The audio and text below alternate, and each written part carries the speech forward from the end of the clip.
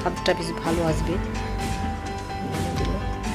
তারপরে এবার দিতে হবে, কী দিচ্ছে চলো দেখে নিই কী দিচ্ছে। এবার দেবে হচ্ছে চিজটা, গ্রেট করে নিচ্ছে। তো চিজটা গ্রেট করে দেওয়া হচ্ছে। দেখতে কি সুন্দর লাগছে দেখো, টিট করে পড়ছে। চিজ কিন্তু গ্রেট করতে খুব ভালো লাগে আমার, দিদিও সেটাই বলছে যে আমার খুব ভালো লাগে। আর চিজটা দেওয়ার পর সত্যি মাংসটা খেতে বেশি ভালো লাগছিল, অসাধারণ খেতে। এটা কি বলো তো, এটা কিন্তু আজকে ভাজা হবে না, মানে আজকে করবে না এটা, এটা আজকে ম্যারিনেট করে রেখে দিল, ফ্রিজে রেখে দেবে কালকের জন্য, মানে কালকে করা হবে। তুমি বিকেলেও করতে পারো, 3-4 ঘন্টা রাখলে হয়ে যাবে, কিন্তু আমরা রেখে দেবো একটা দিন, পুরো দিনটা থাকবে। তারপরের দিন এটাকে মানে ভাজা তো হবে না, সেঁকা হবে।